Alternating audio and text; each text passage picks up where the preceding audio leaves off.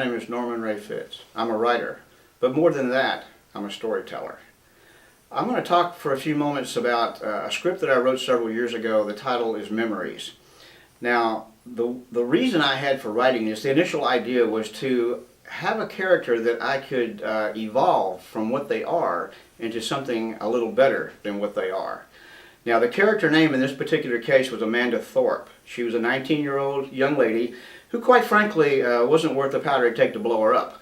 She her attitude was strictly centered around her. She didn't care about anything if it didn't benefit her in some form or another. She was very promiscuous. Her family were at a loss to figure out what to do about her. And her dad had a real serious talk with her at the beginning of this story about, you know, if you want to stay with us, this is your home, but your attitude needs to change. You need to start showing a little respect for the rest of your family. Well, okay, I had a person here who had taken years to turn into what they were. I wanted to have a story about the change that would occur in them, and I needed that change to occur very quickly. It's very hard to change that type of attitude overnight. Very little can happen that would cause that to happen. What I did was, her father owned an electronics firm in Portland, Oregon, and he had a partner named Richard who got involved with a local loan shark. The loan shark decided that he wanted to use the electronics company to launder money from some of his other ventures. But the problem was, there was no way to get that around Howard, which was Amanda's father. So an arrangement was made to fix that problem. What happens is they force Amanda to go with them to visit their grandparents.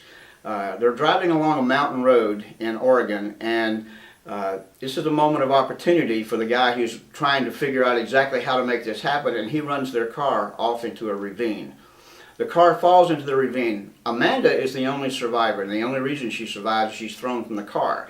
She lands in a very snowy patch of shrubbery that cushions her fall, keeps it from actually killing her.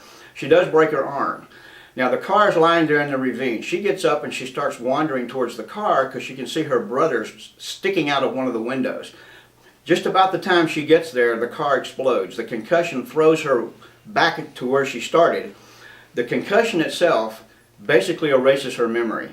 When she comes around and she has no idea of what happened, she has no idea of who she is, she knows nothing. Her arm is broken, she's holding it. She simply wanders away from the crash site into the woods, into the wilderness, where she would have died had not an individual found her. Stephen Warlett had a cabin. He had kind of moved out of society to be by himself. Now he comes across her and saves her from dying.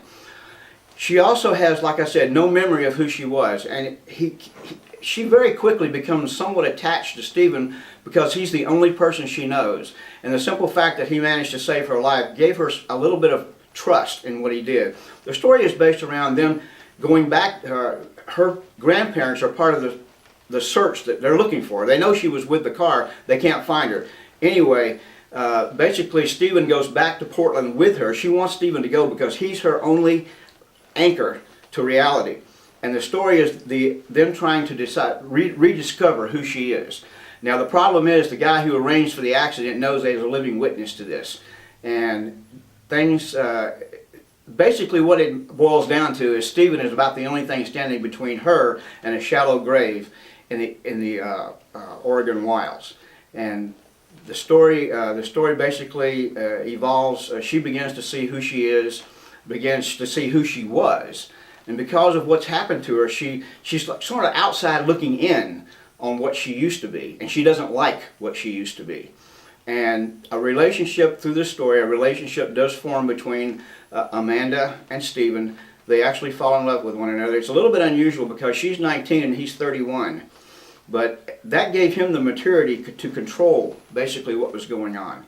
And in the end, they will get together, and Stephen will have to use his special talents that nobody knows he has to prevent her from being killed.